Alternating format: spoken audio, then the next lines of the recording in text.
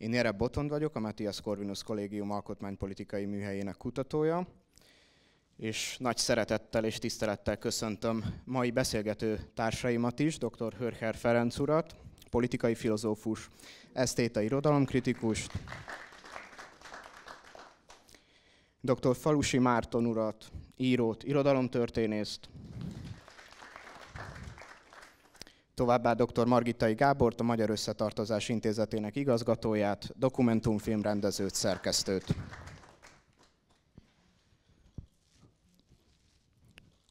Magyar Kultúra Napja, Kölcsey Ferenc, himnusz, talán úgy a legelegánsabb, hogyha Kölcsey idézettel kezdünk.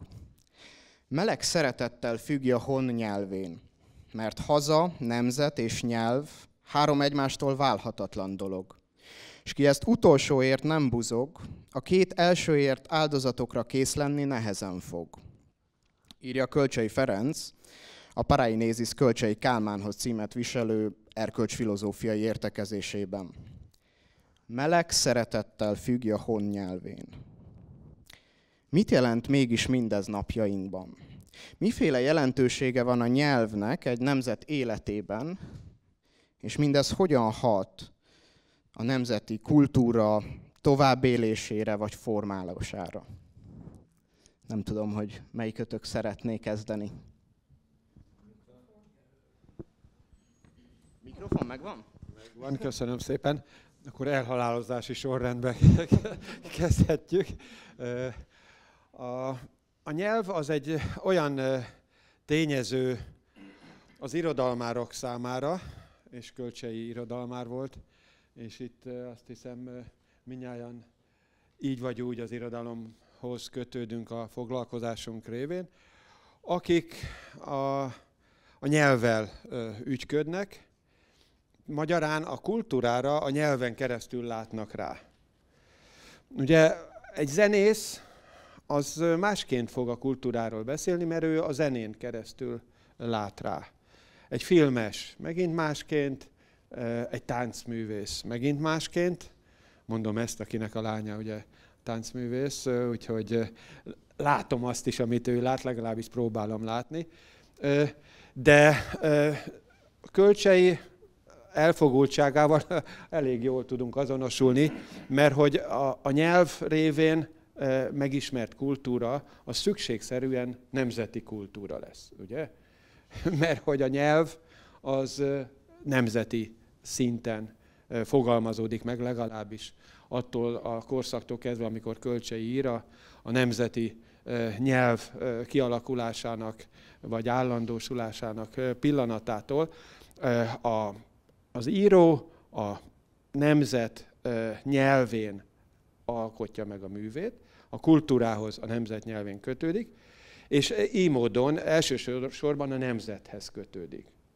De Kölcsey elég, hogy mondjam, művelt és nagyvilági ahhoz, hogy tudja, hogy ez nem a vége a történetnek, hiszen a nemzet maga is része nagyobb közösségeknek, mondjuk Európának, vagy akár az emberiség, mint olyan civilizációjának.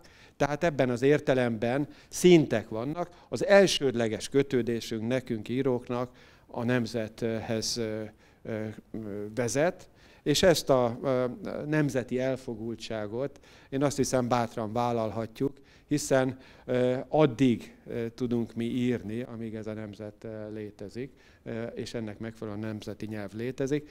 Tudjuk, hogy a 19. századi íróktól tudjuk, hogy a nemzet halál gondolata az itt lebeg körülöttünk, tehát hogy ez nem egy egyszerű dolog.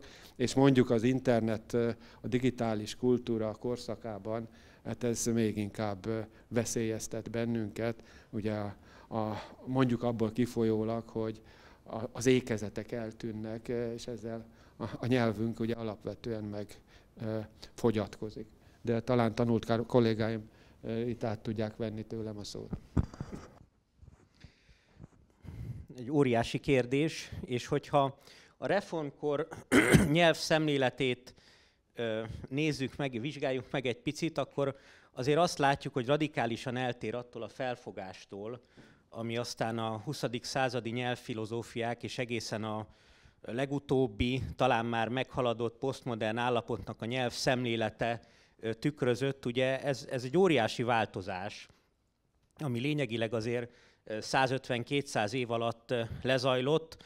Gondoljunk csak arra az alapvető tételre, hogy a nyelv az egyfajta megismerést is jelentett, és a megismerés és a nyelv szorosan összekapcsolódott, ugye legelsőként, vagy legismertebb módon Herdernek a nyelvi metafizikáról vallott nézeteiben, és ez a fajta megismerés, ez a fajta nyelvközpontú, logocentrikus világkép, azért ez erősen átértékelődött a későbbi, mondhatjuk évszázad során, egészen olyan szélsőséges álláspontokig, amelyek a nyelvet már nem egy ilyen nemzet megteremtő, nemzet megtartó, közösséget összekovácsoló emberi képződménynek, eszköznek, kommunikációs eszköznek tartották, hanem egy olyan tétel is megfogalmazódott, hogy a nyelv azért már korlátoz minket, és az anyanyelv az bizonyos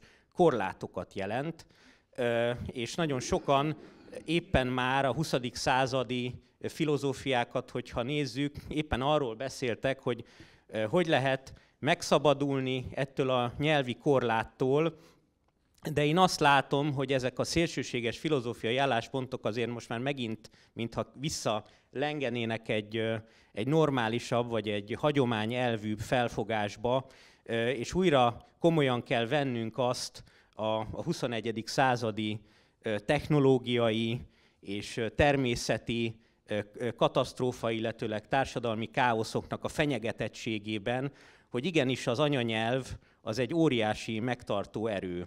És hogyha a nyelvet nézzük, hát legalább 3 nagyon fontos feladata mégiscsak van, és ez a 3 feladat már a reformkor idején, amikor ugye hát önálló államiságról nem is beszélhettünk még, megfogalmazódott. Ugye az egyik, amit említettem, hogy a nyelv az a megismerésnek is az eszköze.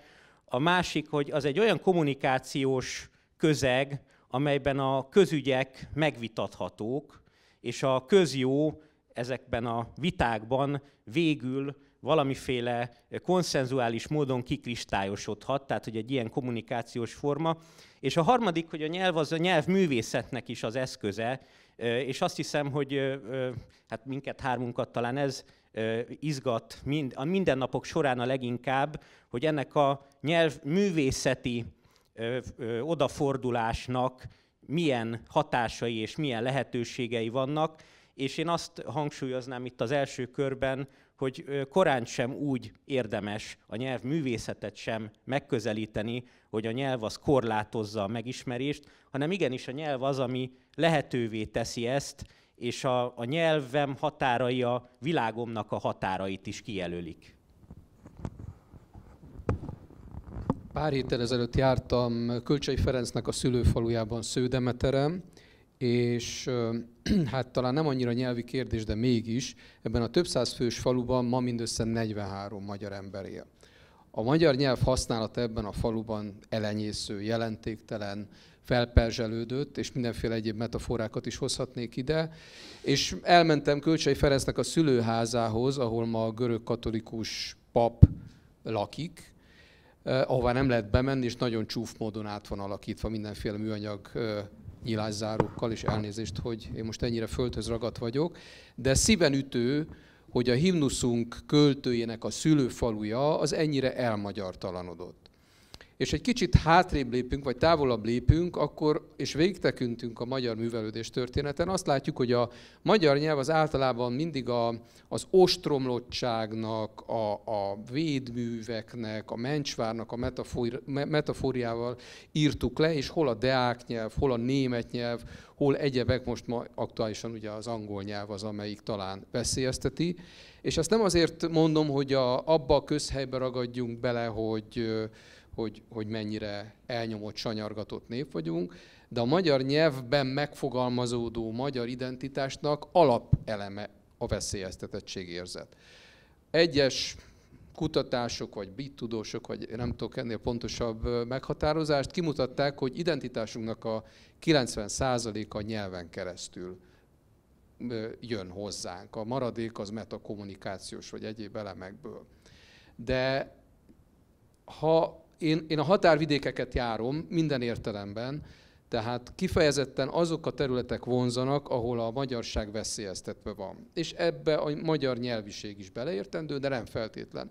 Jártam olyan vidékeken, messze a Kárpát-medencétől, amelyek fölvetik azt a kérdést, hogy föltétlen a nyelv az egyetlen hordozója az identitásnak. És itt most egy nagyon meredek dolgot fogok mondani, ez az afrikai magyaráb világ, magyar törzs, magyaráb törzs, amit nem lehet sehogy se bebizonyítani, nyilván be lehetne, vagy be lehetett volna megfelelő időszakban, de ott az az érdekes, hogy egy elnyomott, arabizált, egykor núbiai keresztény világba esetleg a legenda szerint becsöppent magyar, bosnyák, azerbajdzsáni kontingens, nem janicsárok, hanem átállt magyarok, azerbajdzsániak, bosnyákok.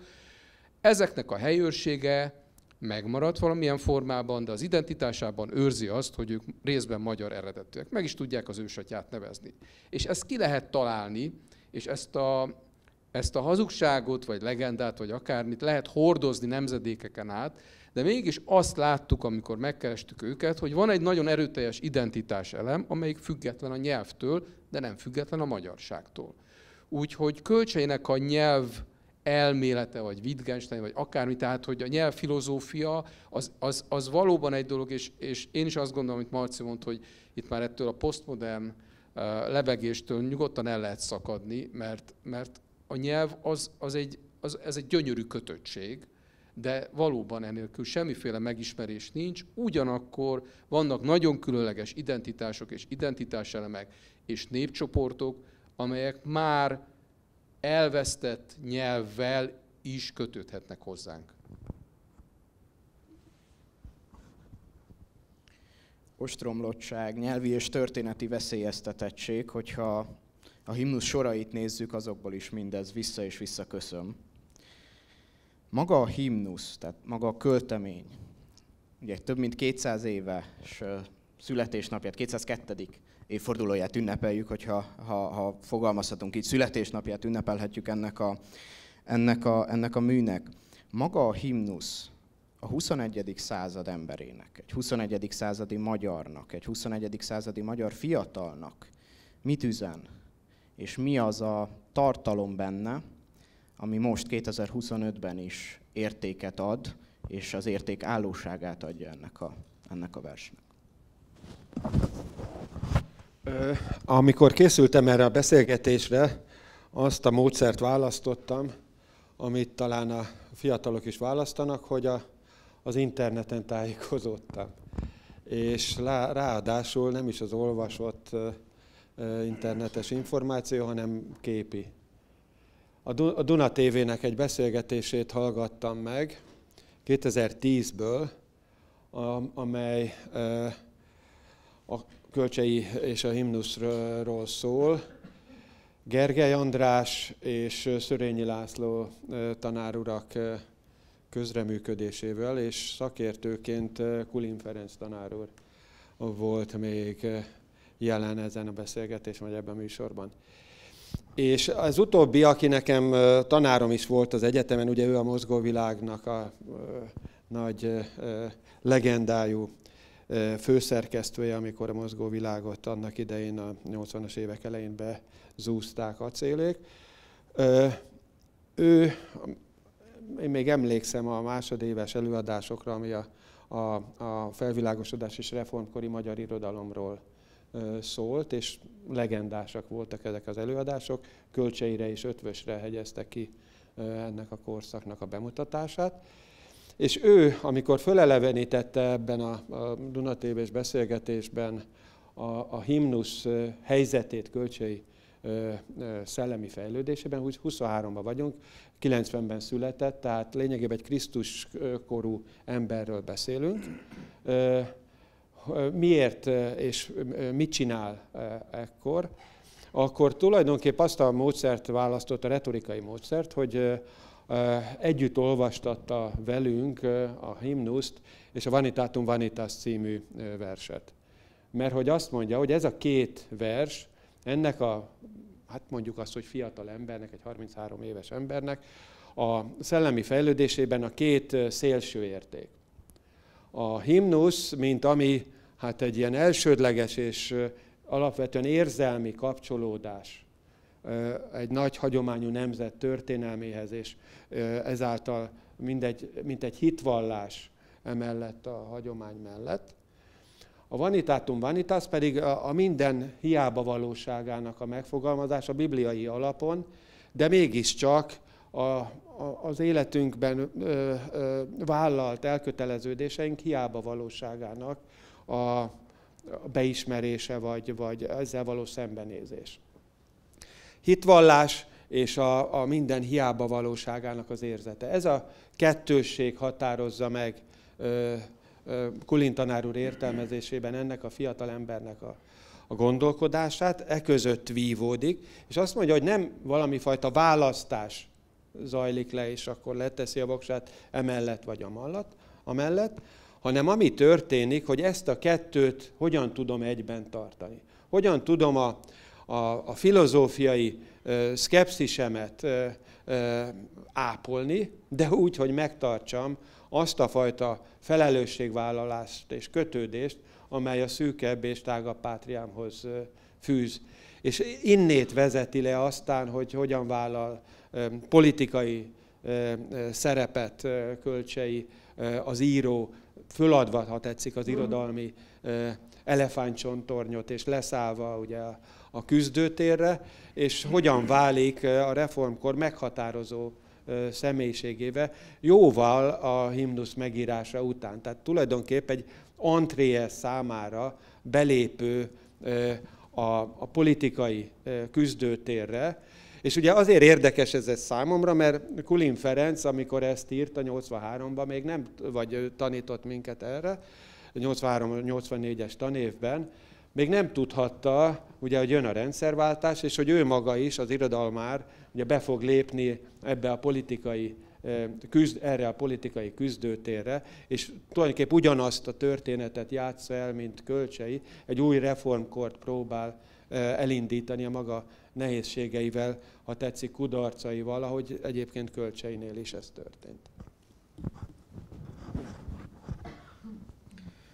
Visszatérve az eredeti kérdésre, azt hiszem, hogy nagyon nehéz helyzetben vagyunk mindig, hiszen egy ilyen nemzeti imádságot, ami folyamatosan kifejez egyfajta közösségiség élményt, hiszen ünnepekkor elénekeljük, elszavaljuk együtt, nagyon ritkán értelmezünk a maga valójában és a maga mélységében, mert nagyon sokszor mágikus szöveggé válik, formulaszerűvé válik, hiszen megjegyeztük, megtanultuk jó esetben már gyerekként, és azóta mondjuk újra és mondjuk, és nagyon ritkán adódik olyan alkalom, amikor rádöbbenünk egy-egy sorára, egy-egy versszakára, és igazából elgondolkozunk azon, hogy mit is jelent itt és most nekünk egy olyan vers, ami egyébként felfogható, mint nemzeti himnusz, egyfajta hivatalos,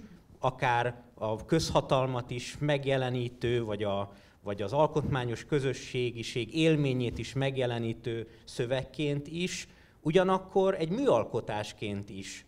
És az az izgalmas ebben a kettős szerepében a himnusznak, hogy mind a kettős szerepében nagyon nyitott a különféle értelmezésekre, tehát egyáltalán nem egy olyan kanonizált szövegről van szó, amelynek egyetlen egy jelentése van. Ugye nagyon sokszor ebbe a hibába beleesünk, főleg ilyen szakralizált szövegek esetében, hogy úgy véljük, hogy van egy határozott jelentése, és azt az egy határozott jelentést kell megtalálni, és az majd útmutatásul szolgál mindnyájunknak minden egyes helyzetben.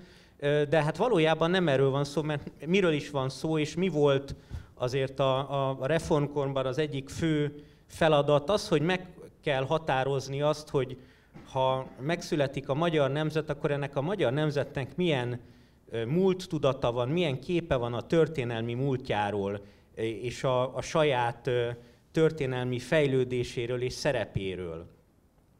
És ami a 18-19. században még természetesnek hathatott, hogy ez egy elsősorban mégiscsak irodalmi feladat, hát gondoljunk arra, hogy a nemzeti eposz, a hiányzó nemzeti eposz megírása, ami Vörös Martinak, Arany Jánosnak is más-más programok szerint, de életfeladata volt, ez egy irodalmi program, ez egy művészeti program, ugyanakkor egy olyan program is, aminek politikai, sőt akár alkotmányos vetülete is volt, mert meghatározta azt, hogy hogyan tekint magára egy akkor megszilárduló közösség. Hogy mondjuk az alánfutása, vagy a Buda halála, az az eposz, ami alapján a saját identitására, a saját maga képére tekint egy közösség, és ugyanúgy a himnusz is egy történeti elbeszélésként is fölfogható, melyek azok a mozzanatok, amelyeket kiemel, és amelyeket ezáltal meg is konstruál a magyarság történet tudatában.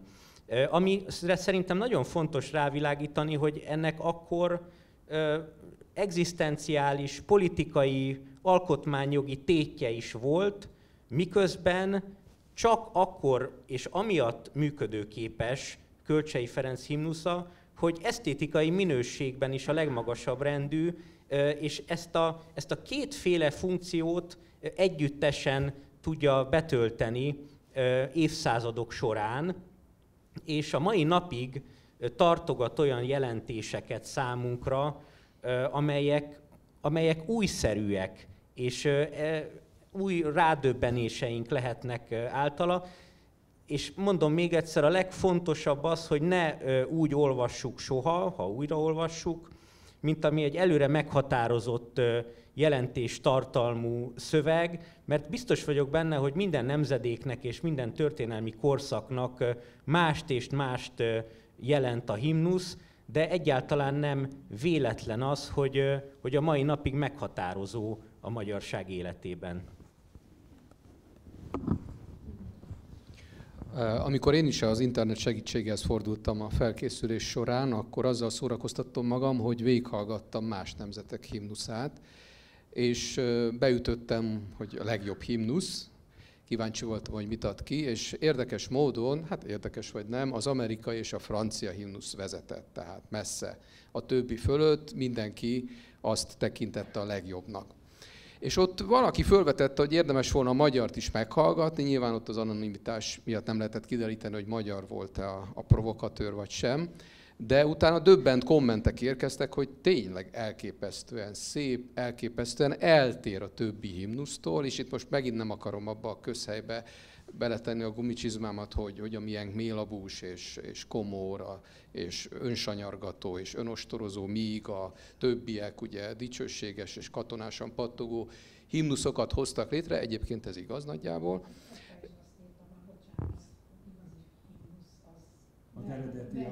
Az gyors volt, így van, verbum, sőt, kanásztánc, tehát igen, ez egy teljesen más,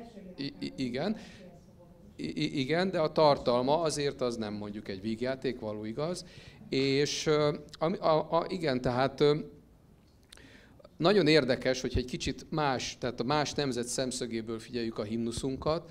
A kérdés, hogy mit mondhat, tehát amit a Marci mondott, azt szerintem alapigasság, hogy nem monolit tömbként kell kezelni, mert egy szakralizálódott szöveget, mint amilyen a himnusz, azt hajlamosak vagyunk így kezelni. Holott iszonyatosan sok jelentésárnyalat van benne, akárcsak mondjuk a Mester és Margaritát érdemes minden korszakában az embernek újra és újra olvasni, mert teljesen mást fog mondani.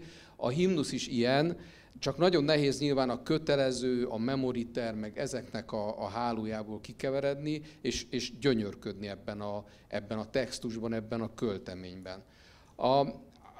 Azért én egy kicsit blaszfém dolog, De fölhoznám azt is, hogy milyen hangulatban írta Kölcsey ezt a himnuszt, és bár nem ez a korszakom, sőt egyetemen sokszor sírva menekültem, amikor 19. századi irodalmi szeminárium volt, én inkább a 20. században éreztem otthonosabban magamat, azért azt érdemes elmondani, hogy egy rendkívül depressziós korszakában írta a himnuszt, olyan korszakában, amikor ő maga írja, ugye egy évig ki sem ment az udvarról, vagy hogy reggeltől következő hajnalig csak járkált a szobájában. Tehát nyilvánvaló és divat elszakítani az életművet a költőtől, vagy az írótól és annak az életrajzától, de szerintem nem lehetséges. Kölcsey személyisége nyilvánvalóan nagyon benne van ebben a szövegben, és lehet, hogy ez a személyiség azért érzékelhető, sőt biztosan érzékelhető a mai korosztályok számára is. Nem tudom, hogy föltehető-e az a te kérdésed alapján, vagy annak egy mutációjaként, hogy korszerű üzenetet, tartalmat hordozhat-e a himnusz. Bizonyos dilemmák azért felmerülnek, hogy ezeket a végtelenül kifinomult jelentésárnyalatokat mondjuk egyre fiatalabb nemzedékek hogyan fogadhatják be. Még egy dolgot szeretnék ehhez talán szervetlenül ide kapcsolni, amikor Szerb Antal a magyar irodalom történetének a bevezetőjében azt írja, hogy a két háború között vagyunk a 30-as években, most Kölcsey és Kazinczy heroikus korszakát éljük újra, heroikus idejét, amikor küzdeni kell a kultúráért, és a kulturális lojalitás az, ami ugye az új államhatárok által szétszabdalt magyarságot összekötheti, akkor szerintem ott nagyon benne van ebben a Kölcsey-féle himnusznak a tartalma, üzenete, öröksége. Miért is menekültél a 19. század stúdiumok elől? Azért menekültem, én egyébként Babics-csal foglalkoztam irodalomtörténészként. Voltak bizonyos szakaszai, tehát a reformkornak voltak bizonyos részei, amelyek engem annyira nem vonzottak, inkább elmentem néptáncolni ezek helyett, a szemináriumok helyett. Nyilván a 19. századnak a második fel már sokkal jobban vonzott, és most már sajnálom, hogy bizonyos szemináriumok kimaradtak, de ennyi az oka. Tehát... De az a néptánc, amit táncoltál, az nem a 19. századból jött? De abból jött, és egy csomó minden abból jött, persze, de hát ugye egy dolog a gyakorlat, és egy dolog az elmélet. Gondolatok a nemzeti himnuszról, otthon és hazaszeretetről, ezt az alcímet adtuk a beszélgetésünknek. Hogyan értelmezhetjük az otthon és a haza szeretetét? Mitől válik otthonná a haza?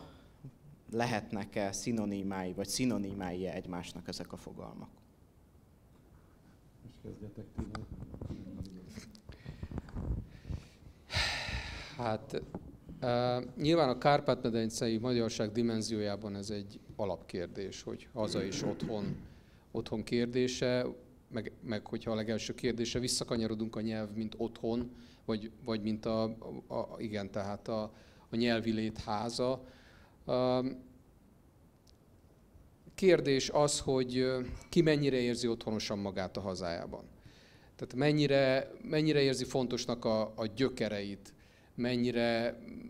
mennyire tud ezektől megszabadulni, mennyire tudja úgy otthon érezni magát, és erre nagyon sok példa van a magyar történelemben, meg egyéb történelmekben is, hogy mondjuk nem tud a hazájában lenni, de mégis a kultúrájában otthonos tud lenni. Lásd az emigráns irodalmat, lásd Márait, ugye, akinek pont ez a dilemmája, valószínűleg nyilván egy életvégi döntést hozott, vagy ez is küldhette őt a halálba, vagy nevezzük meg Vas Albertet is, akinek szintén. Tehát ez az otthonosság kérdés a Kárpát-medencében alapkérdés. Nézzük meg a szórványmagyarság kérdését.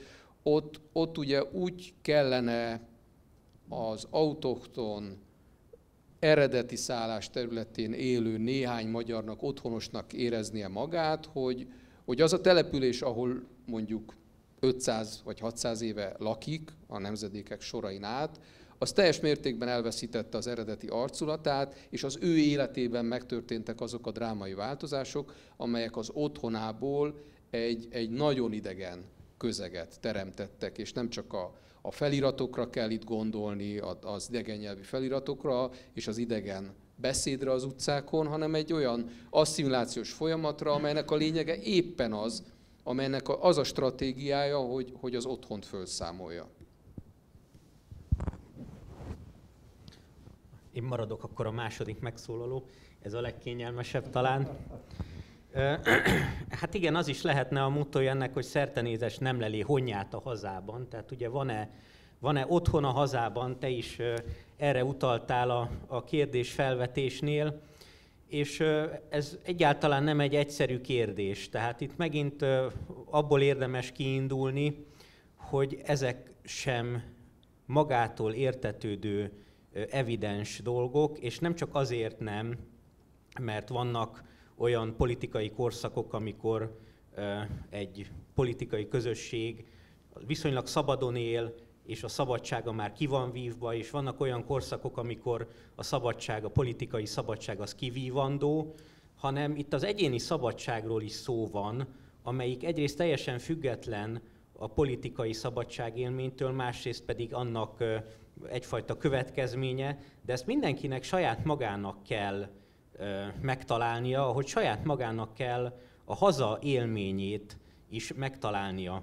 Én biztos vagyok abban, és szerintem ezzel azért mindenki szembesül, hogy a haza szeretet ez egy olyan természetes emberi érzület, mint akár a szeretet, akár a szerelem, és ezek a nagy egyetemes érzések, és emiatt biztos, hogy mindig megvan, és minden korszakban másként jön létre, másként határozható meg.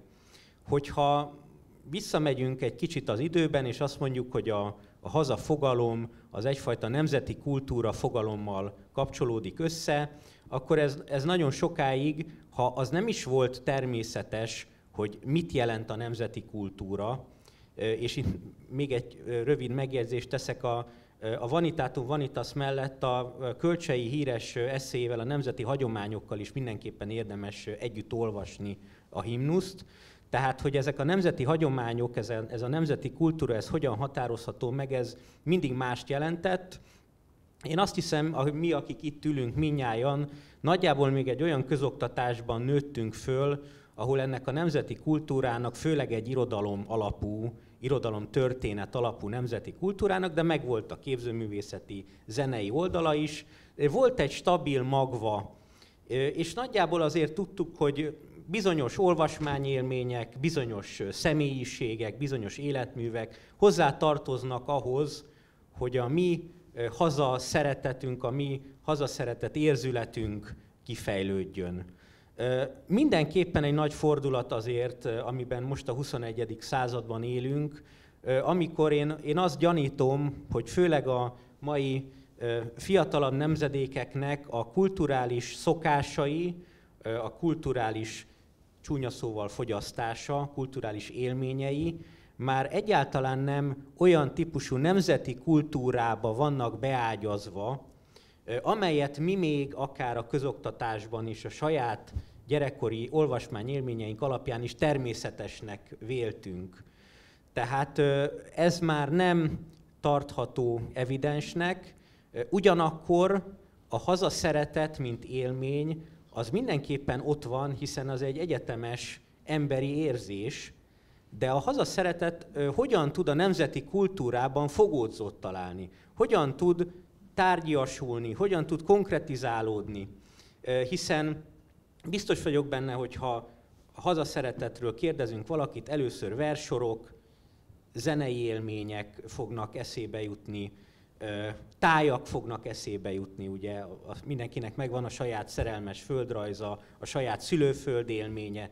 Tehát vannak olyan képek, olyan képzetek, amelyek egyértelműek, de vajon egyértelműek-e a mai korban, ami már egy teljesen a technológia, a média, az internet uralta kor, és a képzeteink már tulajdonképpen digitális eredetűek, és ez a fajta digitális hazaszeretet, ebbe hol lesz majd a szépirodalom, hol lesz majd a klasszikus zene, hol lesz majd a képzőművészet, és hol helyezhető el, és milyen tartalmai, milyen elemei lesznek ezek a hazaszeretetnek akár 20-50-100 év múlva. Ezek még nagyon is nyitott kérdések, és biztos vagyok benne, hogy nincsenek még rá kész válaszok. Hogyha a hazaszeretetről gondolkodom, akkor én alapvetően a gyerekeimről, meg az unokáimról gondolkodom. Mert ugye a nemzedékek egymás utánja teszi ki a nemzetet, és a haza az nem egy térbeli fogalom, hanem emberekhez fűződik, az emberek hazájáról gondolkodunk. És így generációk hazaélményéről. És hát ugye már elkezdte Marci azt a önmarcangolást, amit itt most el kell végeznünk. Jelesül, hogy én nekem, mint apukának és nagypapának milyen felelősségem van azért, hogy a fiam külföldön tanult, élt, és kérdés, hogy mennyire jött haza, vagy hogy majd az unokáim azok fognak-e még mondjuk egy magyar könyvet a kezükbe. Tehát, hogy egyrészt a digitális elidegenedés révén veszítjük el a hazafogalmunkat, másrészt pedig hát effektíve elhagyjuk a hazát, ugye? Tehát, hogy szó esett itt Márairól, akit a politika üldözött el, és nekem van egy másik ilyen hivatkozási pontom, Csészabó László, aki hasonló figurája ennek a korszaknak, és ahogy megint csak a készülés során egy szövegbe beleütköztem, Ottliknak a prózájában van egy kis írás Csészabóról, aki ugye Londonban telepedett meg, és ott vált a magyar közösségnek egy ilyen meghatározó alakjává, hogy az idegen, ahogy az utolsó útja elindul hazafelé, hogy hát ha most haza fog érni. Ugye Csészabó hazaért szemben Máraival, és félúton az idegen rosszul lesz. Kimegy az erkére, és összeesik és meghal, és az utolsó szava az, hogy hazám. Kicsit hogy mondjam, rövid zárlatosnak tűnő befejezés, de azért elég ütős. Tehát, hogy az idegenbe szakadt ember, ahogy próbál hazaérni, írja az idegenbe szakadt ember, aki próbál hazaérni, ugye? De ez a nemzedék, ez bizonyos értelemben joggal mondhatta el, hogy ő elhagyta hazáját, mert elüldözte az a rendszer, amelyik a hazájában uralkodott. A mai nemzedék esetében nem erről van szó.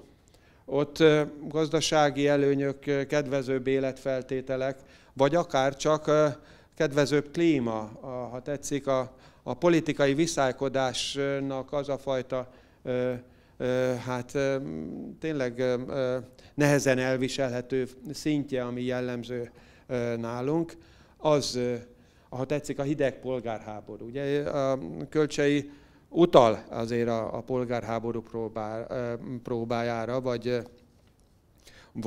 vagy gondjára. Hányszor támadt tenfiat szép hazám kebledre, s lettél magzatod miatt magzatod hamvedre.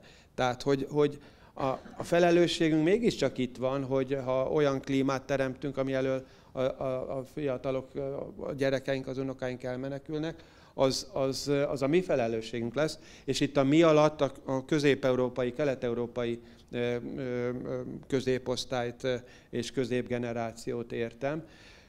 Ugye szoktunk panaszkodni, hogy Erdélyből elmennek a magyar fiatalok, eltűnik a határon túli magyarság, de hát a románok is eltűnnek, ugyanígy Romániából. A Balkán kiürül lényegében, az értelmiség, a fiatal és hadrafogható értelmiség elmenekül onnét, külföldön él, nyugaton jelesül. Tehát, hogy itt van egy őrült nagy kérdés, hogyan tudnánk megtartani ezeket a nemzedékeket, mert ő nélkülük nem fog tudni ez a haza tovább élni. És vajon ebben a kultúrának van-e szerepe, és ha igen, milyen szerepe? Ugye mintaadás vagy példaadás, egy Kölcsey vajon ha körülnézünk, leljük-e párját egy ilyen típusú kulturális és szellemi jelenlétnek, amelyik valóban példát ad a fiatalságnak, mert ugye erről beszéltek a tanult tanárurak, hogy amikor ő a 32-ben részt vesz a Reform Országgyűlésen, akkor a Reform Országgyűlés ifjúsága, ugye az Országgyűlés ifjúság, az egy ilyen, hogy mondjam, celebként ünnepli őt. Ugye, amit ma az influencerek érnek el, azt annak idején Kölcsey érte el. Tehát, hogy valamilyen értelemben, hát például egy ilyen feladata is lenne a mai középgenerációnak, hogy hogyan tud példát adni a fiataloknak. Ehhez hadd tegyek hozzá még valamit, mert nagyon fontos, amit Ferenc mondott, az emigráció, mint létállapot és alapélmény. Hogyha ilyen régi szellemtörténeti típusokba gondolkodunk, ugye Prohászka Lajosnak volt egy híres könyve, a Vándor és a Bújdosó, és ugye a bújdosó alkat az lett volna a magyarság, és ez a bújdosás jelent meg azért az irodalmi nyelvben tulajdonképpen a legutóbbi rendszerváltásig, hiszen akár tényleges fizikai emigrációról van szó, mint Márai, vagy Csészabó László, vagy Szabó Zoltán, akár pedig belső emigrációról, hiszen azok az írók, akik itthon maradtak, ők is emigránsok voltak valahova, és ők is az anyanyelvükbe emigráltak, hogyha országhatárokon át nem is, hiszen a saját nyelvükbe tudtak visszahúzódni, és az irodalmi nyelv, a szépirodalom, tényleg gondoljunk akár az egész Kádár rendszerre, az nem azt a célt szolgálta elsősorban, hogy a vitáknak nyelvet adjon, a vitákhoz nyelvet adjon, hanem hogy bele-visszahúzódjanak az írók, és egyébként az olvasók is, és saját személyes irodalmi olvasmány élményükként tudják a hazaszeretetüket és a magyarság élményüket megragadni. Tehát a nyelv, amikor az irodalom igazán fontos volt közösségi léptékben is, az emigráció, az emigráns létélménynek volt a közege. A nyelvbe emigrálni, a nyelvbe visszahúzódni. És nagyon különös, hogy azt is mondhatnánk, hogy a rendszerváltás után a nyelvi szabadságfok az bizonyos értelemben, ha a körülményeket nézzük, sokkal nagyobb volt, vagy lehetett volna, hiszen a nyelvbe nem visszavonulni kellett volna, hanem tényleg kinyílni, és sokkal több közlendőt, sokkal szabadabban lehetett volna megmutatni másoknak, és ezzel párhuzamosan ez a fajta irodalmi nyelv elkezdte elveszíteni a jelentőségét, egészen odáig, hogy most már a közbeszéd az nem az irodalmi nyelvnek valamiféle derivátuma, vagy valamiféle leegyszerűsödött változata, hanem már a világhálón egy digitális, és már csak a képekkel különféle egyszerű képi gesztusokkal való kommunikációra egyszerűsödött le. Na de hogy lehet ilyen szinten, ilyen módon, én kimerem mondani, barbarizálódva megélni a hazaszeretetet és a közösségi élményt? Nagyon örülök, hogy a nyelv kérdése újra előkerült, mert bennem is pont ez fogalmazódott meg, amíg itt hallgattam a válaszaitokat, hogy nem csak a hazaszeretet barbarizálódott így el, hanem maga a nyelv is. Hiszen ahogy már szóba került, ékezeteket nem használunk, magyar nyelvben egyre inkább megjelennek idegen szavak, az angol nyelv és kultúra hegemóniája miatt mondhatjuk azt, hogy rengeteg angol kifejezést veszünk mi magunk is át, a képi kommunikáció megjelenésével a magyar nyelvnek a használata is elképesztő módon egyszerűsödik. És kérdésként merül itt fel az emberben, hogy ez ellen lehet-e, vagy kell-e egyáltalán tenni valamit, és hogyha kell, akkor milyen módon őrizhetjük meg úgy a nyelvi örökségünket, hagyományainkat és értékeinket, hogy az mégis időtálló tudjon lenni, és a jelenkorban is egy értelmes alternatívát tudjon nyújtani számunkra. Tehát miért van szükség nagyon leegyszerűsítve, miért van szükség ma a magyar nyelvre és annak használatára? Tavaly az intézetünk, a Magyar Összetartozás Intézete rendezett egy konferenciát arról, hogy egyáltalán a magyar köznyelvben, tudományos nyelvben mennyire nyomul az angol. Ugye a Heti Válaszban jelent meg egy remek cikk, talán Élő Anitától, aki leírta azt a példát, hogy Bolonyában magyar tudósok Babics Mihályról angol nyelven tartottak előadást egy konferencián. És hogy mondjuk az angol száz szakfolyóirat szerkesztői mennyire megszabják azt, hogy ma Magyarországon miről lehessen akár az irodalomtudományban, de nem csak a bölcsészettudományokban, természettudományokban, nyilván az egy másik diszciplina, írni. Tehát, hogy a tematikákat ők határozzák meg, és azt is ők határozzák meg, hogy mondjuk az egyetemi világban inkább egy-két flekkes, egy-két oldalas angol nyelvű szakcikkeket készítsenek nagy erőfeszítéssel a tanárok, mintsem, hogy a szemináriumukra készüljenek, és azt lelkesen valósítsák meg. Én ezt nyelvi szervilizmusnak nevezem egyébként, egy nagyon rossz példa a social media, ugye a közösségi média helyett, hát a média sem egy ősmagyar kifejezés mondjuk, de amikor valami elnyomott, vagy akár tudatos kisebbségi érzéstől vezetve, és ez nem csak a fiatalokra vonatkozik, most, mint hogyha ilyen, nem tudom, obsitos találkozó volna, de egyszerűen az a fajta, csak nem túl szép szavakat tudnék erre mondani, tehát, hogy egy többségi kultúrának, a nyelvi kultúrának a nyomulását ennyire mindenféle utóvét harc nélkül elfogadni, és ez nyilvánvalóan a digitális világnak a törmelékeiből és kultúrájából táplálkozik, de a kérdésedre, ha válaszolni nem tudok is, mert ez egy aporetikus dolog, én azt gondolom, hogy én egy abszolút konzervatív álláspontot képviselek, tehát ha a nyelv ennyire töredezett lesz, ennyire önmaga ellen fordul, ennyire megtelik idegen elemekkel, nagyon nehéz megmondani, hogy mik az idegen elemek, természetesen, akkor nem fogja azt a képességét megtartani, hogy hordozza a kultúrát. És mivel egy nagyon pesszimista elképzelés szerint vége a betűkbe vetett kultúrának, vége az olvasás kultúrának, és jön a TikTok, és nyilván majd egy idő után a TikTok 30-20-50 másodperce is háború és béke időtartammal fog felérni, és még primitívebb lesz, és még inkább a figyelem szétszórására fog irányulni, de ha ez így lesz, akkor tulajdonképpen már ezeknek a kérdéseknek nem lesz létjogosultságuk. A nem pesszimista verzió szerint ki fogják húzni a dugót nyilván, és rá fog mindenki jönni arra, hogy most nem a neandervölgyeket akarom mondani, mert a brit tudósok szerint, az új kutatások szerint rendkívül fejlett volt a neandervölgyi kultúra, és nyilvánvalóan nagyon szép nyelveket beszéltek, de akkor el fog jönni az a visszafordulás, ahogy a posztmodern ellencsapásaként egy konzervatív fordulat, hogy igenis ápolni kell a nyelvünket, és igenis kiszorítani belőle azokat az elemeket, amelyek mondjuk felszámolják.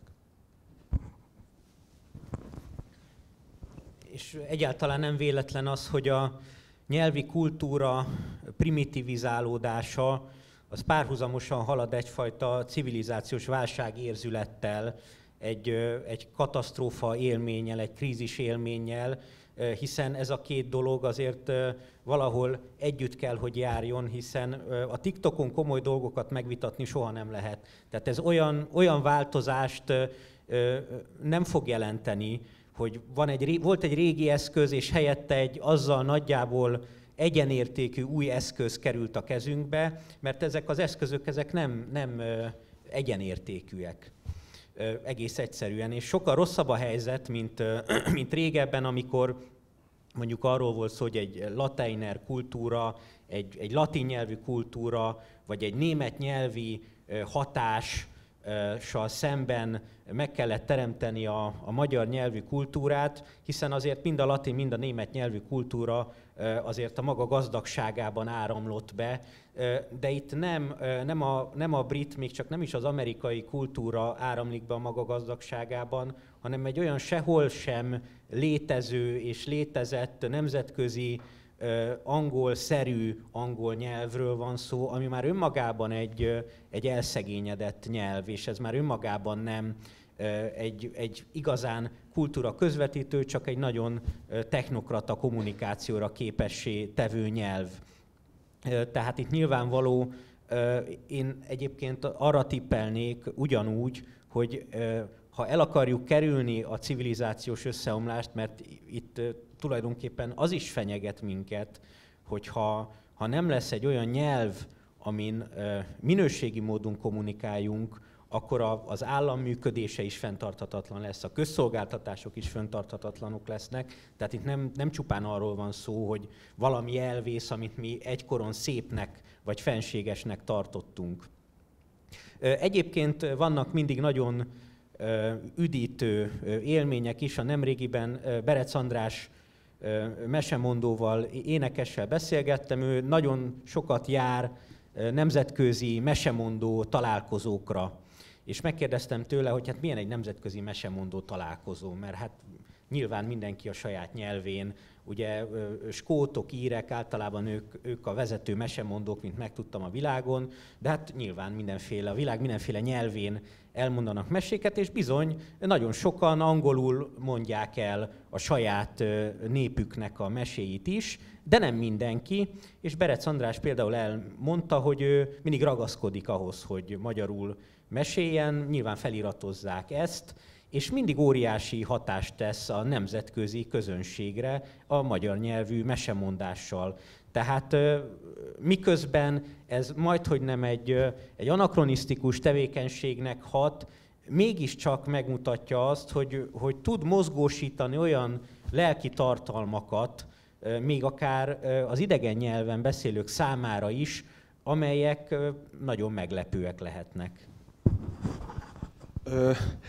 Én a magyar szak mellett angol szakos voltam az egyetemen, úgyhogy én azért nem látom olyan drámainak azt a helyzetet, hogyha Bolonyában Babicsról beszélgetnek angolul. Az én olvasatomban, ha tetszik, a Klebersbergi program továbbírása a mai eszközökkel. Tehát, hogy be vagyunk zárva a nyelvünkbe, és ennek megfelelően az, hogyha találunk kitörési pontokat, az nem rossz. Én a Közszolgálati Egyetemen dolgozom, és ott például az egyik feladatom az, hogy angol nyelvű könyveket adjak ki, és az egyik angol nyelvű könyvünk, amit kiadtunk a Londoni Egyetemmel, az a magyar alkotmány történetéről szól. És ugyanígy, ugye szó esett már arról, hogy a himnusz akár alkotmányos jelentőséggel is bír. Hát az alaptörvénybe ugye belekerült a himnusznak a kezdő frázisa, és ennek a bemutatásáról is, amikor az alaptörvény első kommentárja készült, akkor a nemzeti hitvallásról írtam egy angol nyelvű szöveget, hogy tanulja meg az angol nyelvű kutató, aki érdeklődik a magyar politika iránt, hogy ez micsoda is. Más kérdés, hogy ugyanezt megírtam magyarul is. De hát azért voltam kétszakos. Viszont kapcsolódnék ahhoz, amit Gábor mondott, hogy itt lehetnénk tulajdonképpen sokkal radikálisabbak.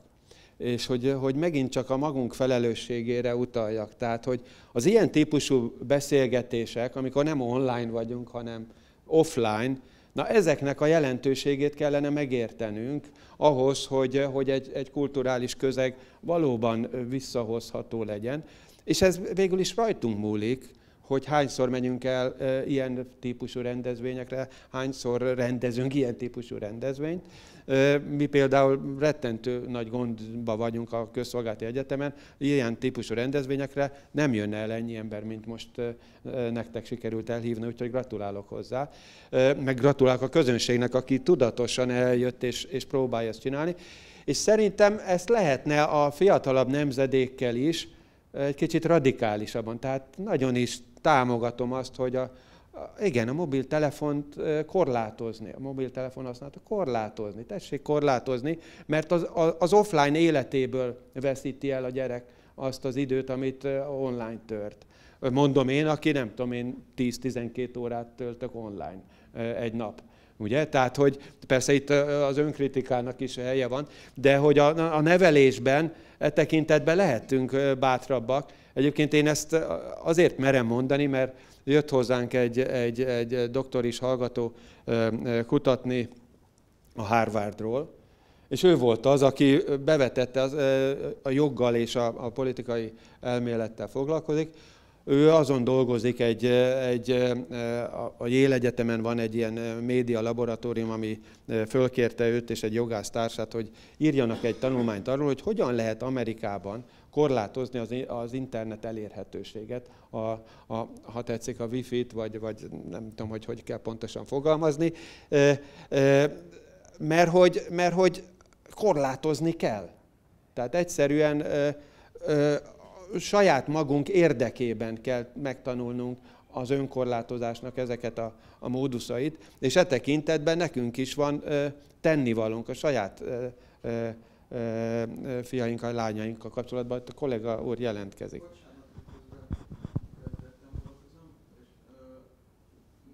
Miért nem élünk inkább azzal a lehetőséggel, hogy megtaláljuk azt a tartalmat, amit közölni tudunk azokon a formákon, amik az interneten terjednek. Tehát egy rövid formátumú videók, amik ugye a figyelmet korlátozzák hosszú távon, viszont ezek mind olyan lehetőségek, amiket ki lehetne tölteni úgymond nemzeti tartalommal. De én például a radikális gondolattal abban a korlátozó értelemben nem tudok egyetérteni személyesen, mert szerintem azzal, hogy a korlátozással akarunk valamit nemzet alá behozni, itt tartani, azzal az ellenkezőjét érjük el. Szerintem nem. De hát azért vagyunk itt, hogy ezt megvitassuk. Ugye, ahogy én látom, alapvetően ez a digitális technológia, ez rövid úton köt minket rabláncra. Tehát nézem a 8 hónapos unokámat, ahogy már kúszik a mobiltelefon irányába. Tehát, és a 2,5 éves, az pedig már kvázi függőségben van, a sihuhús YouTube tartalmakat szeretné nézegetni. Tehát, hogy itt azért ezt hogy mondjam, jelentősége van annak, hogy az emberi pszichét hogyan dolgozza meg ez a technológia. És a technológiai megdolgozásról szemben az nem eszköz, hogy akkor a technológiai megdolgozásról szóló technológiai megdolgozással éljünk, mert ugyanott maradunk. Hanem azt kell megérteni, hogy az ember az húsvérlény. Ugye ez a Covid után egy kicsit elfelejtettük ezt, vagy Covid alatt elfelejtettük, húsvérlények vagyunk, megtestesült lények, nem csak gondolat, meg érzés, hanem testben élő gondolat és érzés. Tehát együtt kell lennünk. És az együtt töltött időtől vesszük el az időt, amikor online vagyunk. Ha szabad ehhez, bocsánat, még hozzáfűznöm. Én 30 évig dolgoztam a sajtóban, és ugye a mai világnak, a mai kornak az egyik legfőbb dilemmája az, hogy a hagyományos sajtónak vége. Ezt mondja a Politikum, mondja maga a sajtó is, és ugye a rövid, egyperces vagy annál rövidebb videók világába kellene kalauzolni ezeket a médiatartalmakat is.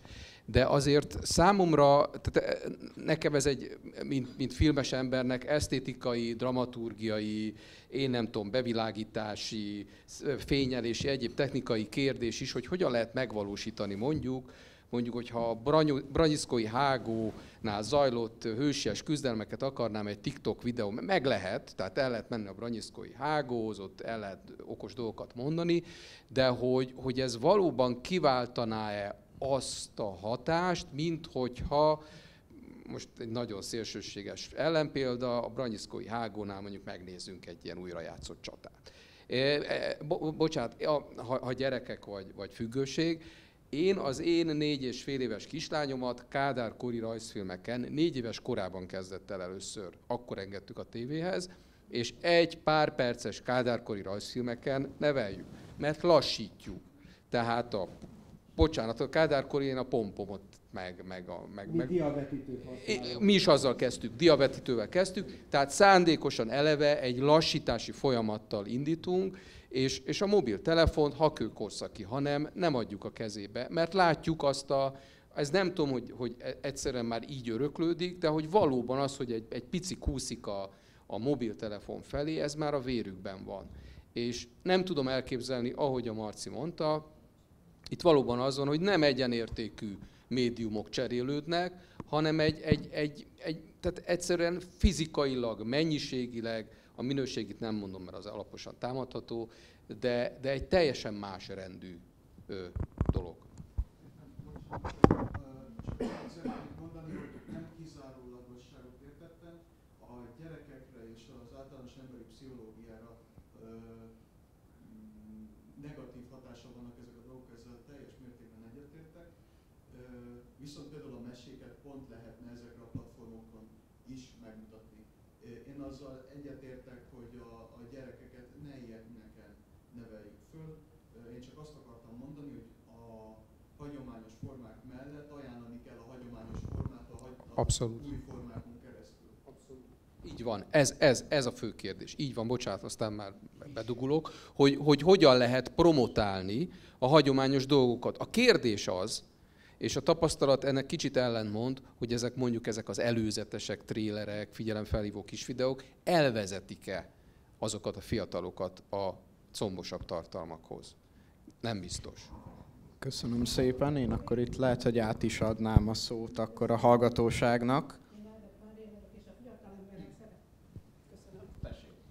A fiatalembernek szeretnék válaszolni, és önöknek is, hogy mekkora a felelősségük, mert ott ülnek az egyetemeiken, és a következő tudományos fokozatokon dolgoznak, és nem mennek ki az iskolába a gyerekekhez, és nem ott mondják el ilyeneket, és nem azt mondják, hogy lepályázok valamit, hanem úgy mondjuk, hogy megpályázok, mert a lennek is van értelme más, meg ilyenek. Ez egy teljesen más dolog, de amit én már a Balázs Gézától kezdve mindenkivel beszéltem, és voltak is ötleteim, és már el is indult, most tök mindegy, hogy enyém vagy nem az enyém, az a lényeg, hogy azt mondtam, amit ő mondott, hogy csináljanak ilyen 15-20 perces kis filmeket, videókat a magyar történelemről. És elkezdődött, és ebben most már 10 megvan a egyik intézménybe, és én már láttam belőle 4-et, a másik 4-et még nem láttam, de ez csak azért jó, hogy megvan, mert föl lehet építeni azt, hogy a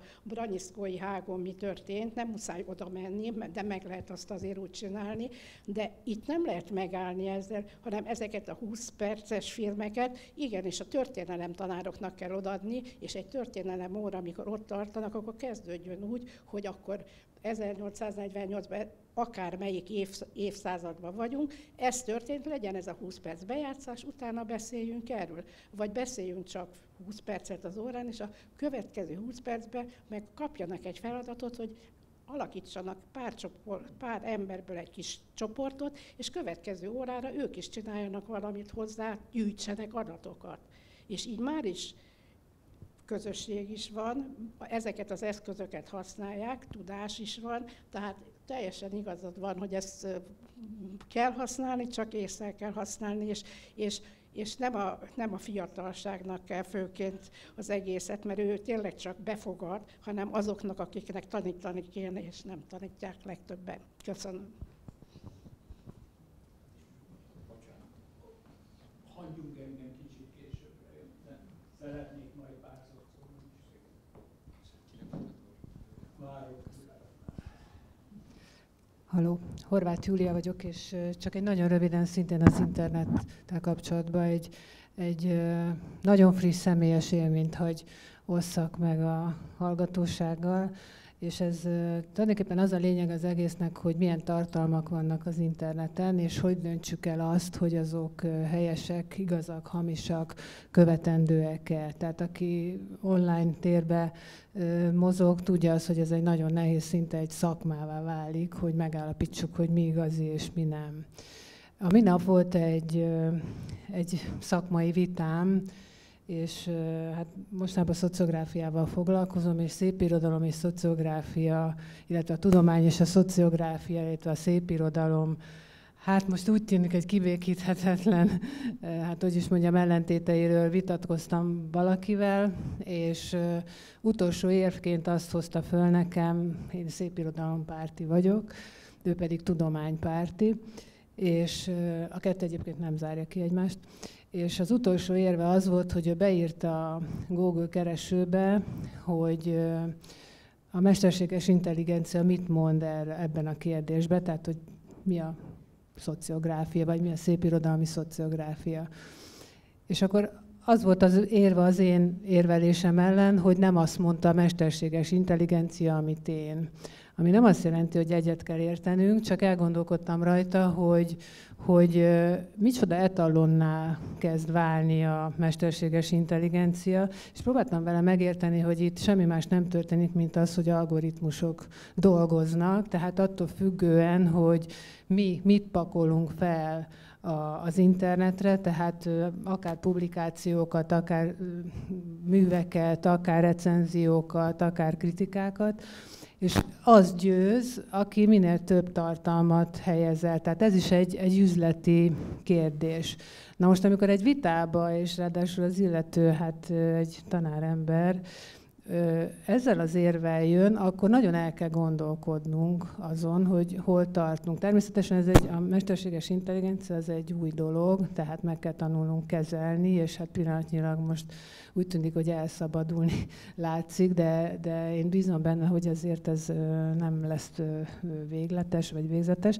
Tehát azt szeretném mondani, hogy ez nagyon klassz dolog valóban, hogy nem kell elmenni a könyvtárba, és nem kell nem tudom hány ezer oldalakat elolvasni, de valóban a tartalmak, amiket mi teszünk fel, tehát bizonyos szempontból felelősségünk van az iránt, hogy mivel látjuk el azokat a felhasználókat, akik mondjuk az interneten keresztül tájékozódnak. Tehát ez egy nagyon fontos kérdés, és úgy gondolom, hogy a 21. század elkövetkezendő éveinek vagy évtizedeinek egyik nagyon fontos felelősségét kapjuk most feladatul, hogy valamilyen módon koordináljuk a digitális teret, vagy a cybervilágot, és hát ez a korlátozás, amit ugye hallottunk tanár úrtól, tehát ez egy nagyon fontos kérdés, de hát most ugyebár olyan világban élünk, tehát a bizonyos liberális, vagy hát a liberalizmus már túlhaladott törekvésekkel, hogy ugye mindent szabad, és mindent korlátlan, tehát ne korlátozzuk gyakorlatilag azt, hogy valaki mit akar tenni. Elnézést, kicsit hosszúra nyúltam. Köszönöm szépen. Ha szabadna csak egy nagyon gyors közbevetést, hogy én szerintem itt egy kérdés van, mindegyik hozzászólás és észrevétel origójában, hogy sík tud-e maradni az alapműveltség. Tehát ez a fogalom, hogy alapműveltség kell-e még. Ugye az én fiatal koromban, 80-as, 90-es évek környékén, azért még ez sik volt. Tehát hozzátartozott egy értelmiségének a szellemi ruhatárához az alapműveltség. Most persze ezt különféleképpen lehet meghatározni, hogy mit tartalmaz. A kérdés az, hogy van-e olyan ma, amit közvetítünk a TikTokon, könyveken, kiállításokon. Mondok egy horrorisztikus számot. A Covid előtt a magyar múzeumoknak a látogatottsága az körülbelül olyan évi 11 millió fő volt. A Covid után 6 millió ember eltűnt. Tehát ez elképesztő. Ez nem annyira nyilvános, reméljük, hogy ez nem fog sehová kikerülni. De ez nagyon jól megmutatja azt, hogy ezek a klasszikus közvetítési formák elképesztő válságot élnek meg. És ez nem csak Magyarországra vonatkozik. Tehát az, hogy amit Ferenc mondott, hogy itt húsvér emberek ülnek, és ebben ez az egy olyan atmoszféra, amit nyilván egy online nem tud adni, vonatkozik egy kiállításra is. Tehát, hogy kérdés, hogy egy 10-20 éves élvezi azt, hogy mondjuk elmegy egy múzeumba, nyilván a múzeumnak is felelősség, amit ön mondott, hogy megtalálja a korszerű közvetítési formákat, de bizonyos dolgok nem változhatnak meg. Igen, de azért én nem bántanám mennyire őket. De egy kardot ki kell állítani, és lehet hologramot is kiállítani egy kard helyett, meg lehet egy bikinis hölgy kezében is az a kard, tehát sokféle látványelem bekombinálható egy kardhoz, de attól a kard még kard marad. És ha valakit nem érdekel az a kard, mert nem akar semmilyen egyéb konnotációt hozzákötni, akkor merül fel az a kérdés, hogy van-e még alapműveltség, amely közvetítésre szorul. Hadd közelítsem meg ezt egy picit más honnan. Tulajdonképpen amivel általában én foglalkozom, az meglehetősen távol áll a népszerűségtől. Esszék, tanulmányok, versek, szépirodalmi szövegek, és meg szokták kérdezni tőlem, hogy hát nem lehetne ezt közérthetőbben, nem lehetne ezt egyszerűbben, és nekem van egy nagyon egyszerű válaszom, nem. Nagyon fontos egyébként a közérthetőség, és nagyon fontos néha az, hogy befogadhatóan tálaljunk akár podcastokban, akár egyszerű bejegyzésekben, vagy blogokban fontos tartalmakat, és persze nem akarok túl radikális lenni, de ez néha sikerülhet, de nem lehet megtakarítani olyan szellemi erőfeszítéseket, amelyek hosszabb szövegek elolvasásához, bonyolultabb tartalmaknak a megfejtéséhez kapcsolódnak, és én azt gondolom, hogy a mai kultúrának egyszerűen az az alapkérdése, hogy akkor, ha a kultúra, az egyetlen kulturális érték a népszerűség lesz, akkor az a kultúra összeomlik. És nem volt még olyan életképes kultúra a civilizációk történetében, amelyik a népszerűséget abszolutizálta volna.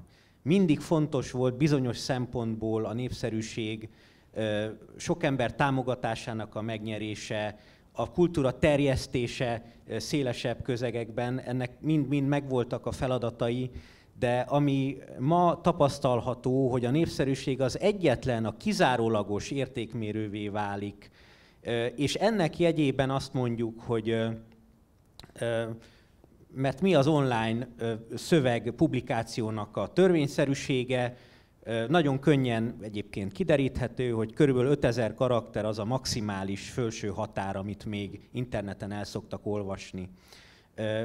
Ez mennyi, mondjuk másfél oldal körülbelül, másfél oldal gépelt szöveg.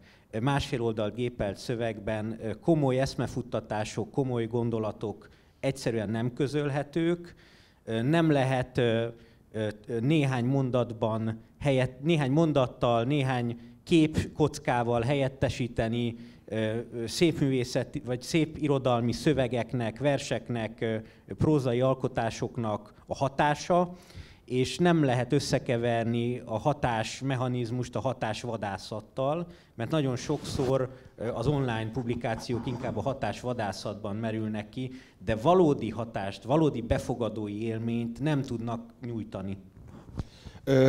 Szeretném, hogyha lehet kihasználni a lehetőséget, hogy itt most egy olyan közönséggel van dolgom, akit érdekel a kultúra, mert különben nem lennének itt. És hogy nézzük meg, hogy tényleg ez a Covid utáni világ, ez hogyan működik. És a példám az lenne, amit elsőre megkérdeznék, amit ugye Gábor a kardot mondta, hogy nézzünk meg egy kardot a maga fizikai valóságában. Én azt mondom, hogy nézzünk meg egy műalkotást a maga valóságába. Itt van ez a Munkácsi kiállítás.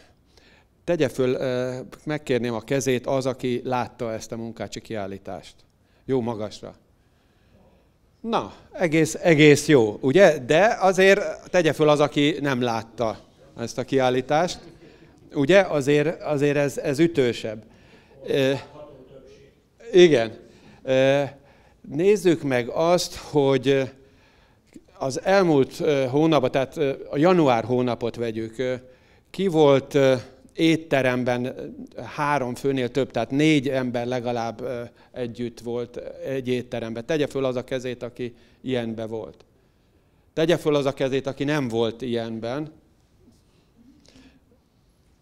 Ez talán nem annyira ütős, de minden esetre itt is azért én úgy érzékeltem, hogy ez a többség.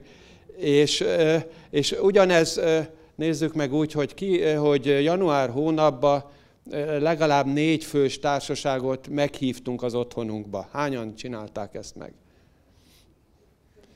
Hányan nem csinálták ezt meg? Ugye? Tehát, hogy az van, hogy elidegenedtünk egymástól, tehát a testi kapcsolat, a tárgyakhoz és az emberekhez fűződő testi kapcsolatunk megszűnő félben van. Tehát, hogy a kultúra az így mutatkozik meg, és akkor nem beszéltem egy táncházról, nem beszéltem a színház látogatásról, koncertlátogatásról, hanem megyünk és a fülünkbe hallgatjuk, és ugye Marci szitta a népszerűséget, de egy podcast interjúra hívott meg engem, ugye, tehát hogy a műfaja mégiscsak. Mindig azért szurkolok, hogy kevesen nézzék. De ez nem jött be, mert ez speciál több ezres letöltése volt. Na jó, hát szóval nekem ezek a dilemmái.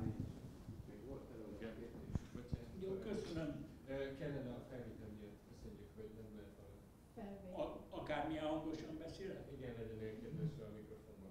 Nagyon nem szeretem őket.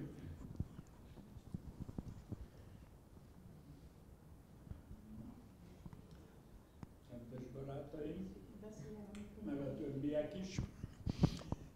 Egy apróság, évek óta a figyelmem nekem is ráirányul erre a napra, erre az ünnepnapra, és már pár évvel ezelőtt bátorkodtam azt ajánlani, és magam tartom is, hogy nekem ez a nap nem a Magyar Kultúra Napja, hanem a Magyar Műveltség Napja. Értsétek, ahogy jól esik. A másik, szintén ennek kapcsán, mert ugye himnusszal kezdődött a dolog, végig tekintettem az életemet, hogy hány százszor, hány ezerszer énekeltem el a himnuszt, lánglelkűen, beleizzadva, fölállt a szőr a karomom, és ahogy úgy telt múlt az idő, egyre inkább úgy kicsit halványodtak az érzések, de rájöttem, hogy azért is, mert a himnusz előadásának a módja is halványodott, mert az első verszak után, minthogyha elszakadt volna a cérna. És csak énekeljük, első verszak és kész. És pár évvel ezelőtt a pletykagépem ajánlottam szintén nemzettársaimnak, hogy játsszuk el azt a játékot, ha van mód, mert elhangzik az első verszak, utána hajrá magyarok, hurrá, éljen Magyarország, és valaki, aki van olyan bátor és nagyhangú, ugyan a kedvemért szavalja el már a második verszakot. A többieknek meg ajánlom, akik emlékeznek rá, vagy azért utána mondva, hogy játszunk egy olyan játékot, ez az egész, első verszak elhangzik, elénekli, mindenki, második verszakot pedig szavaljuk el. Ebből ugye az következik, hogy én magam is megpróbáltam a teljes himnuszt elszavalni, hát nem igazán sikerült, így aztán lemásoltam, beleraktam a táskámba, és rendszerint magammal hordom, hogyha a téma előkerül, akkor előveszem, és onnan lesem el, és végig olvasgatom az összes verszakot. Játszunk már akkor egy kis játékot, ki az, aki most kapásból a teljes himnusz, teljes összes verszakát el tudná szavalni, vagy el tudná mondani. Köszönöm szépen, erre irányult. Beszéltünk róla, hogy mit csinál a himnusz, mit kell vele csinálni, hogy értelmezzük. És valójában tudjuk-e, hogy mit kell értelmezni, tudjuk-e, hogy mivel kéne foglalkozni, tudjuk-e, hogy milyen kérdést vett föl. Jó, ez a két első dolog volt, még egy harmadik van, nem olyan hosszú a dolog. Két kis bevezető mondat hozzá. Van egy olyan, hogy a király útjai kiszámíthatatlanok. Ugyanúgy mondják, hogy Isten útjai kiszámíthatatlanok, csak van egy olyan magyar közmondás, hogy Isten nevét hiába szádra neved, így kicseleszem a dolgot, és én úgy mondom, hogy a király útjai kiszámíthatatlanok. Van egy Shakespeare Hamlet idézet is, ha minden igaz, többféleképpen, az pedig úgy néz ki, hogy több dolgok vannak égens földön, mint sem bölcs elmétek álmodni képes. És most ezt a két mondatot folytatnám azzal, hogy épp a elmúlt hetekben gyakorlatilag összeállt egy könyv, egy nem akármilyen könyv.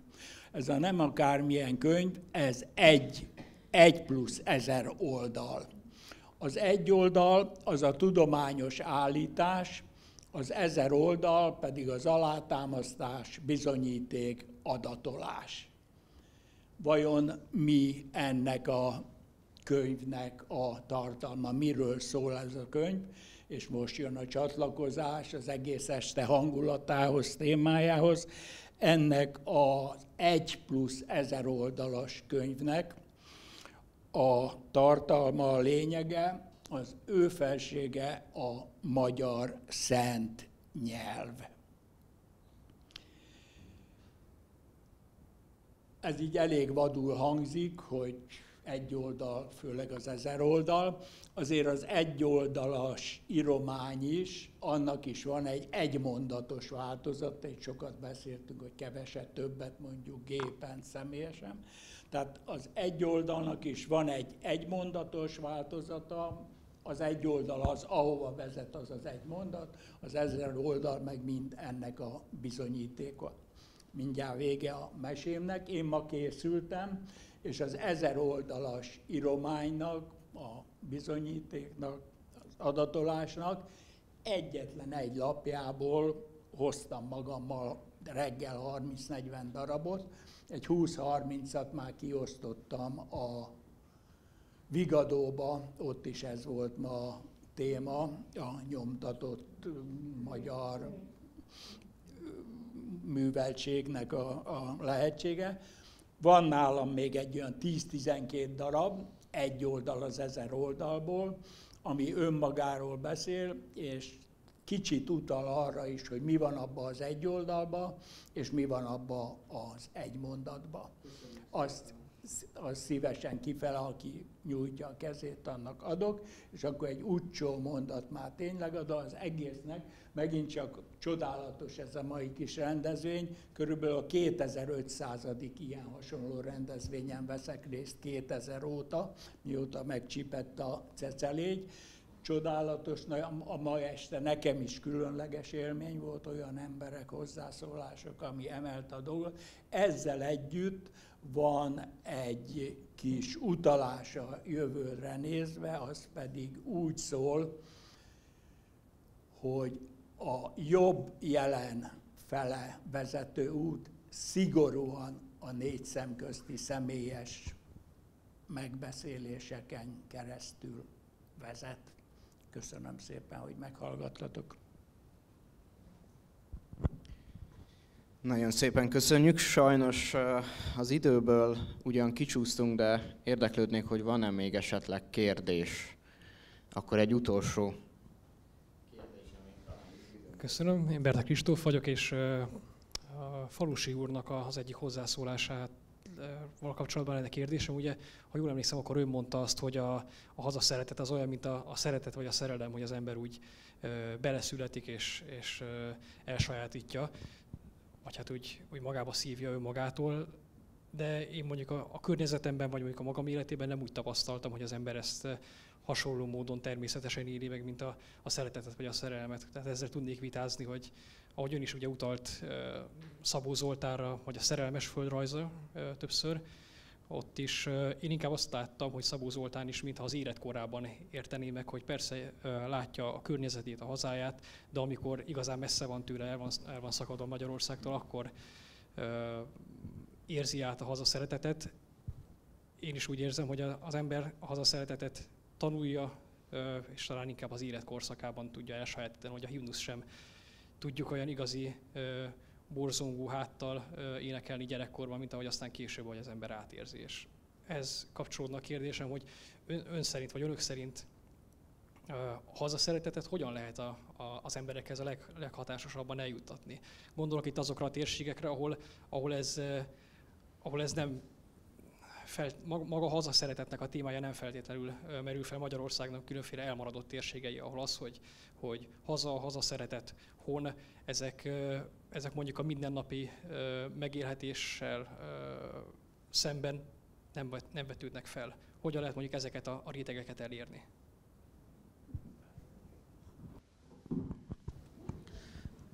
Az, hogy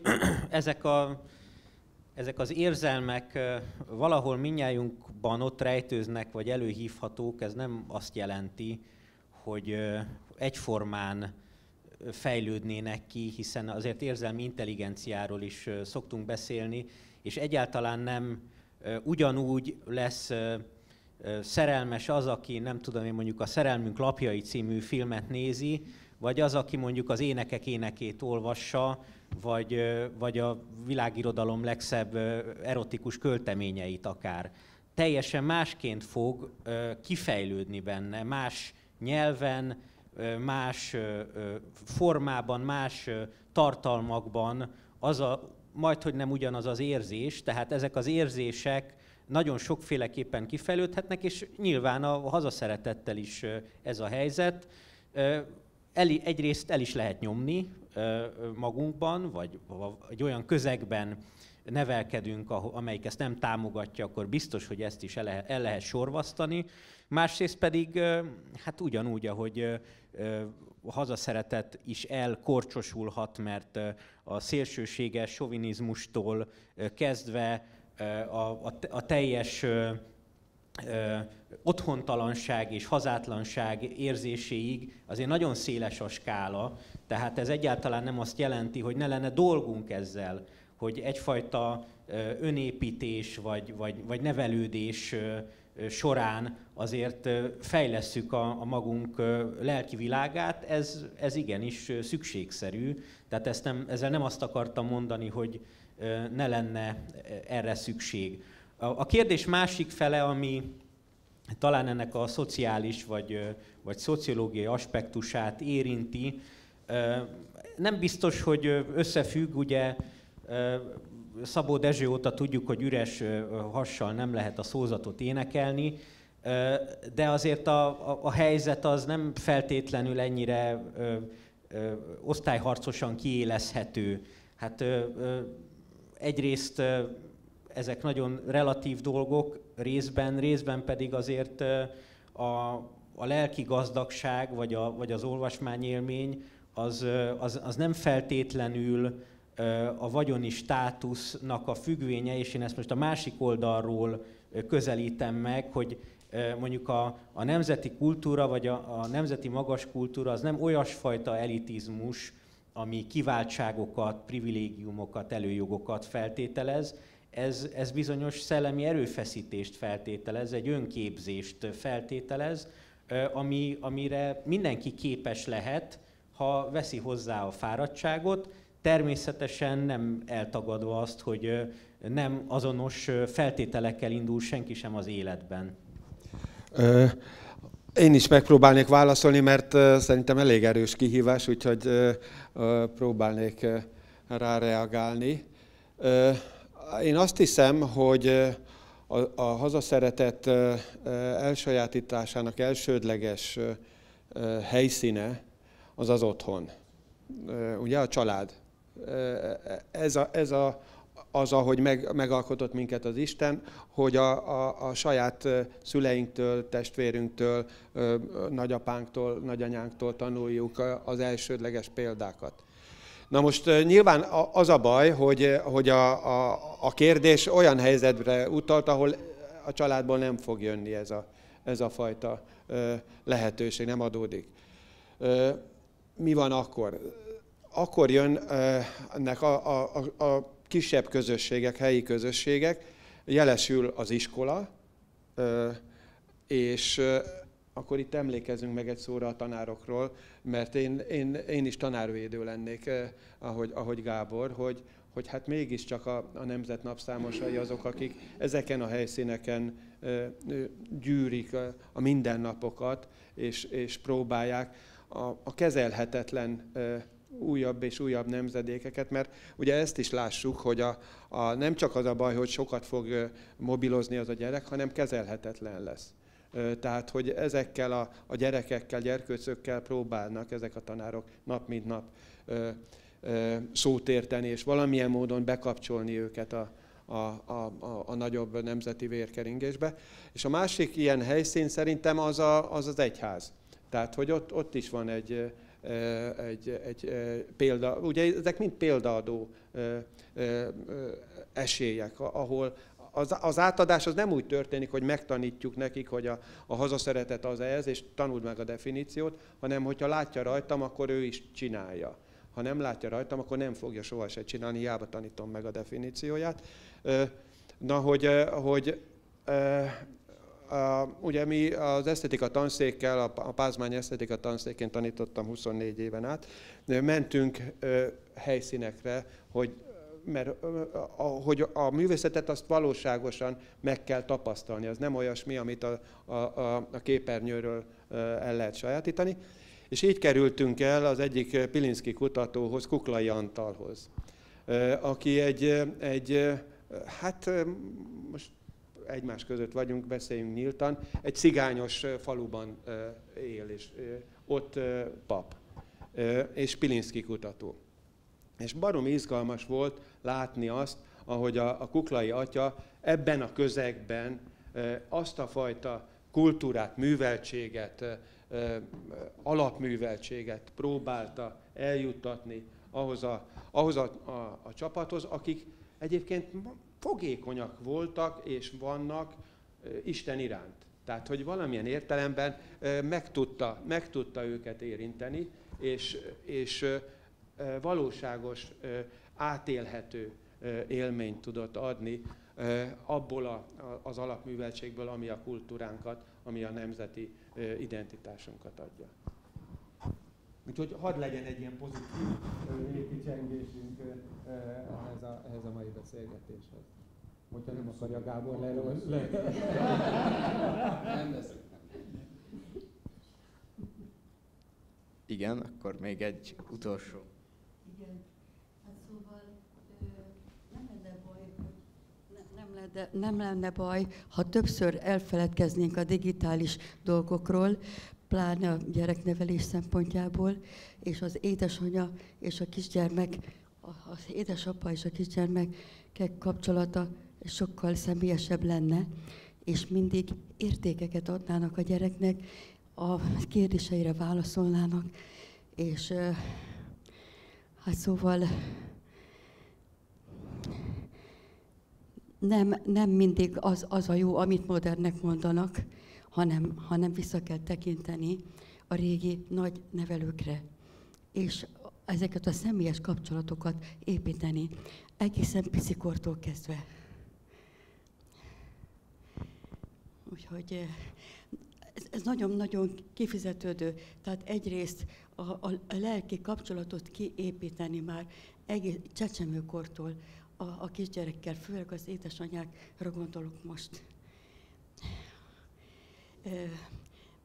Az első szülöttünkért minden nap hálát adtunk az Istennek, hogy milyen gyönyörű, és nagyon sokszor a kis ágya fölé hajoltam, és tanítgattam, néztem, gyönyörködtem benne, és én mondtam, mama. És akkor ő fél éves korában, mama. Aztán a baba, az nehezebb, az 6 hónapos korában mondta. És 1 éves korában 40 szót tudott, kisfiúról van szó. Na, szóval és a népmesék azok csodálatosak, és a magyar népnek ez a kulturális kincse, tehát ez megfoghatatlanul gyönyörű és színes, és hát szóval ezeket kéne előhozni, nem ezeket a rémtörténeteket, meg a szörnyűlakokat, hát már nem merek egy játékboltba bemenni, mert tele van ördögökkel, meg mit tudom, milyen borzalmakkal. Na, szóval, hogy szépet adni a gyerekeknek, és a személyes kapcsolatot, és az iskolában is valahogy erre jobban törekedni. Hát már szóbeli feleltetés nincs is, meg egyáltalán azt se tudjuk, hogy mi van abban a gyerekben. Azon kívül, ahogy nő a gyerek, követni kell az ő érzelemvilágát, és segíteni. Szóval, és ez digitális módon nem megy, meg telefonon, stb., hanem ez személyes beszélgetésen alapszik. Nem sokról van szó, de ha beszélünk a gyerekkel, akkor a gyerekünkkel, vagy a tanár beszél a tanítványaival, akkor ez mindig megfontolt, és nagyon-nagyon okos, szép legyen, és érték. Nagyon szépen köszönjük. Sajnos most már nagyon kimentünk az időből.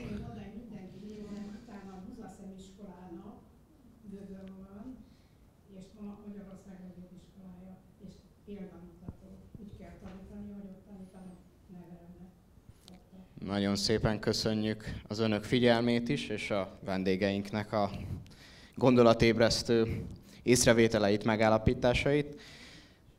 Én most lezárom a beszélgetést.